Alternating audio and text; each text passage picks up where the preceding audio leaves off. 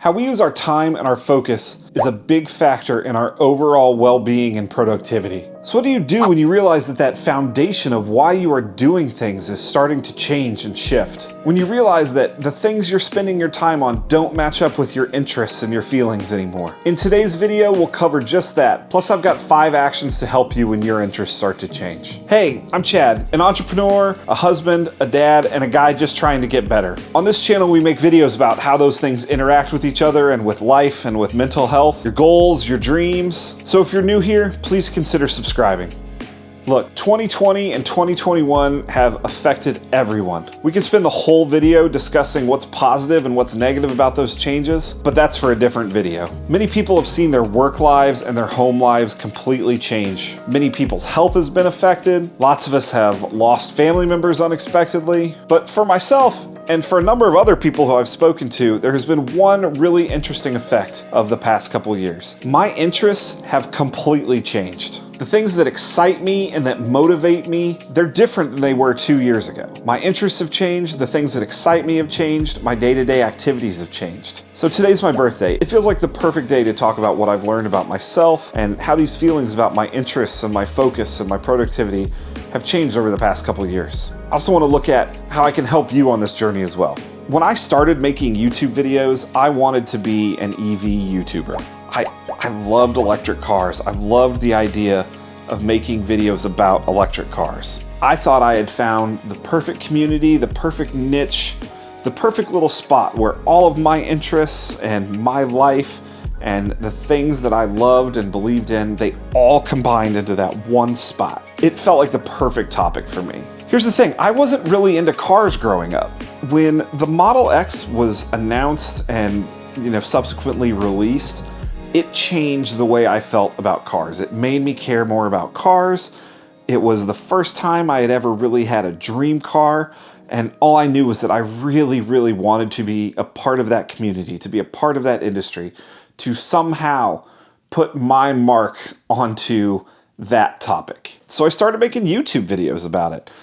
We started off with just talking about electric cars, and then we got the Nissan Leaf. We eventually moved on to the Tesla. We had some really great success, and it was a lot of fun. If you found me through my Leaf videos or my Tesla videos, and you're still here and you're still seeing these videos on my channel, thank you so much for being a part of this. But honestly, things started to feel wrong pretty quickly. Look, especially over the last 2 years, it became really clear to me that my interests weren't lining up with the things that I was pushing myself to do. So I thought, I had this future, I was putting this energy into these YouTube videos, but as I was making these videos, the effort to set the cameras up, the effort to get things ready, it was feeling wrong. It wasn't feeling like I was putting my energy in the right place. And so that whole thing led me on this journey of focusing more on me. What I've gained these last 2 years is an insight into what to do as you feel your interests start to change, as you feel your goals start to change, and as you feel your focus start to change. So let's talk about how you can identify and react to these feelings of changing interests, changing goals, feeling like your future is changing. Only you know how you are feeling, but if I had to guess, I would guess that you have a pretty good feeling of what you're interested in. Have you felt that change? Have you felt that change over the last couple years or any time before in your past?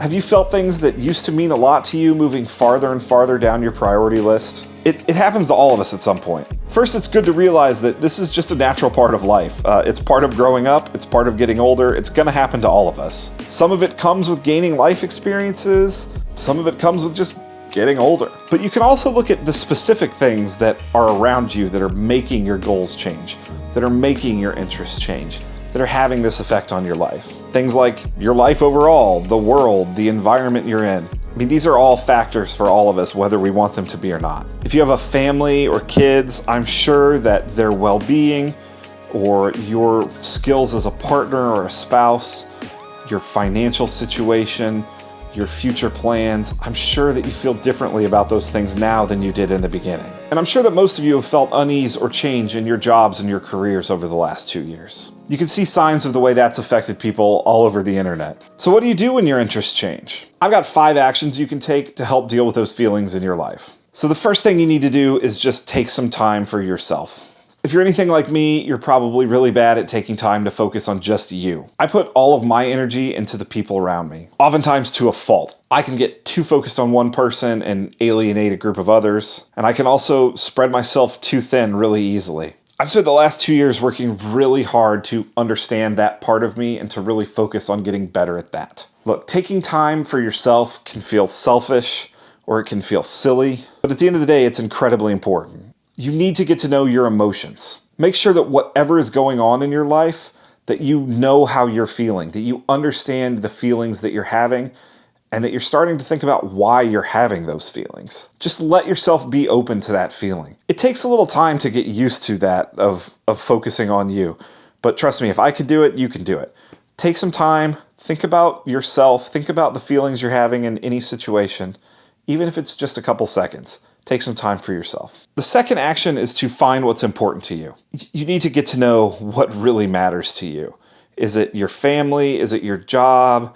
Is it some object? Is it something? Is it some feeling? Find what's important to you and make sure that you are setting aside time and devoting time to that thing. If it's your family, make sure you are spending adequate time with your family. If it's your spouse, make sure that you guys are getting time together. If it's your job, make sure that you're giving everything to that job and you're not leaving anything behind. And if it's a hobby, make sure that you're carving out that time and focusing on it when you need to be. These are all really healthy things in those situations. Spending too much time focusing on things that aren't important to you or that you're not interested in, that's where you start to see this cycle really creep up and really start to have an overall effect on you and your mental health and your mood, all of those things. The third thing to do is to cut out the things that mean nothing. Sometimes we focus too much on things that aren't helping us, that aren't making our lives better. It can be difficult to see those things for what they are, but if you can start eliminating some of those things, but even if you can eliminate just one thing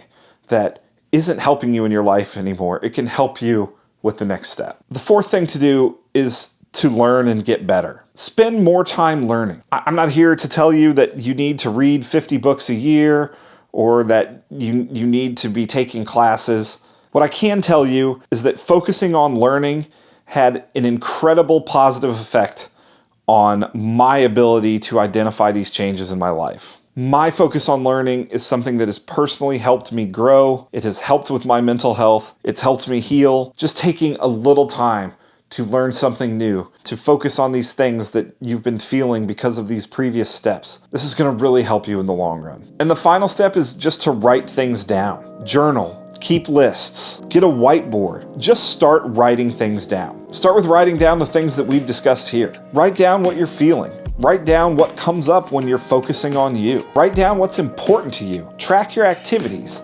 Like I have a notebook that's just tracking sort of my efforts to improve as a golfer. Like it's, stuff like that can have a big impact. Write down your thoughts on the things that are dragging you down or that aren't helping you. Understand why you are making those changes to cut those things out of your life. Or just take notes on books or take notes on the things you're learning. Write down quotes that you like. Jot down things that inspire you. Writing things down is just a huge help for helping you focus on these steps. And from my experience, it had a really positive impact on my overall well-being. The overall shift for me has been a bigger focus on family and mental health. I'm going to dig into mental health more in future videos, but a series of events in my life left me dealing with depression, major depression, grief, feelings of inadequacy, even as much as like not being able to get out of bed in the morning sometimes. The process of recovery has helped me realize that the things I was focusing on, the things I was putting my attention on, were not things that were helping me in any way.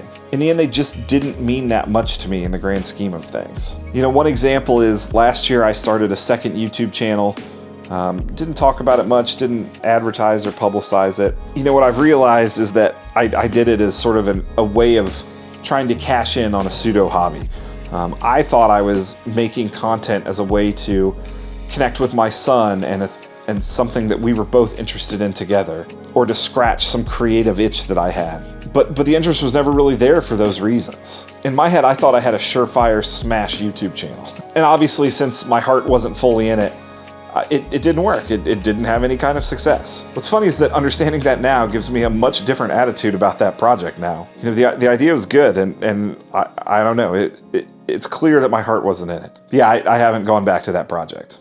In terms of EV videos, I really did enjoy what I was making, and I really did enjoy the community and the content. And we really did have some great success early on. I love electric vehicles, I still do. The topic of electric cars and EVs will likely never fully go away from this channel. The dog just walked in.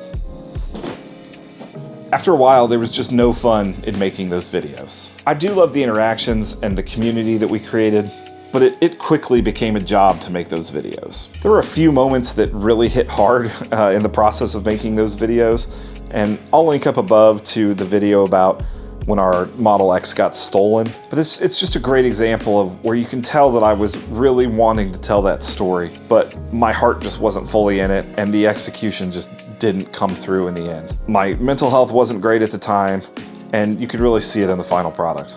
So you might be wondering, what am I focused on now? And honestly, it's really basic, boring stuff. We're focused on making our company as good as it can be. I'm focused on my family.